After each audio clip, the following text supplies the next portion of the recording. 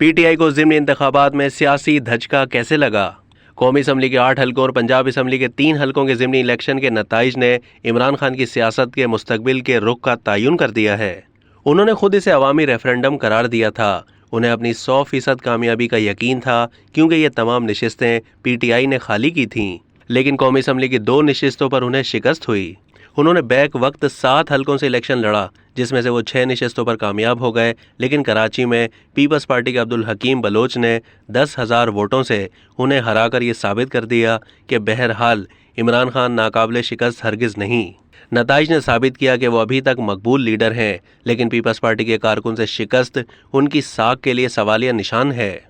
मुल्तान में peoples party के उम्मीदवार मूसा गिलानी ने PTI के उम्मीदवार मेहरबानो कुरैशी को 20,000 वोटों से शिकस्त दी, जो कुरैशी खानदान के लिए ही नहीं PTI के लिए भी बड़ा अपसेट है। ज़िमनी इलेक्शन में पीपल्स पार्टी ने बहुत अच्छी कारकर्दगी दिखाई है, जिसका अगले इलेक्शन में उसे फ़ायदा होगा।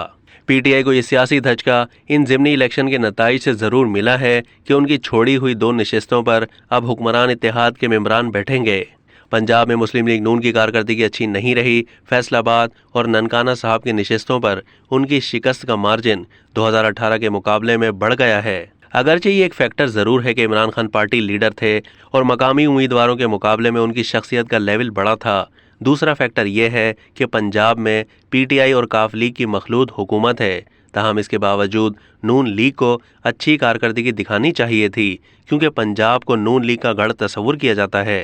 पंजाब असम्बली की 3 में से सिर्फ एक नशिस्त पर कामयाबी भी नून लीग की कारकर्दगी के लिए सवालिया निशान है। इमरान खान की कामयाबी से कौमी असम्बली में PTI को कोई फ़ायदा नहीं होगा, क्योंकि इमरान खान असम्बली में नहीं बैठेंगे। वो असम्बली जाने का फैसला कर भी लें तो ये नशिस्तें खाली हो जाएंगी। इस तरह अमलन ये एक मश्क थी जिस पर कौमी ख़जाने के खतीर वसाइल ज़ाया किए गए।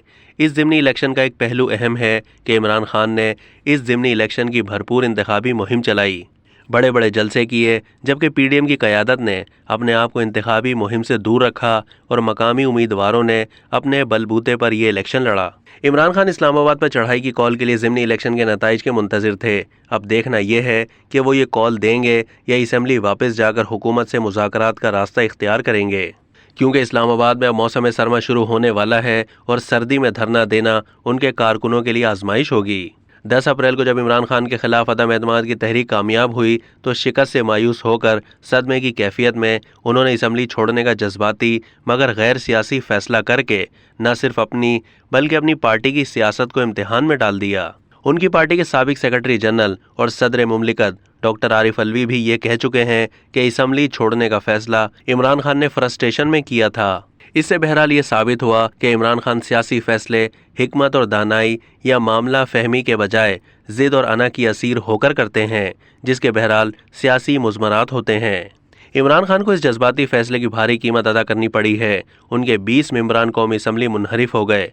राजा रियाज अपोजिशन लीडर बन गए, जिनके साथ वज़ीर आज़म शहबाज शरीफ ने बेहतरीन वर्किंग रिलेशनशिप कायम कर ली और चेयरमैन नैब और इलेक्शन कमीशन के 2 मेंबरान की अहम तकर्रुरियां कर लीं।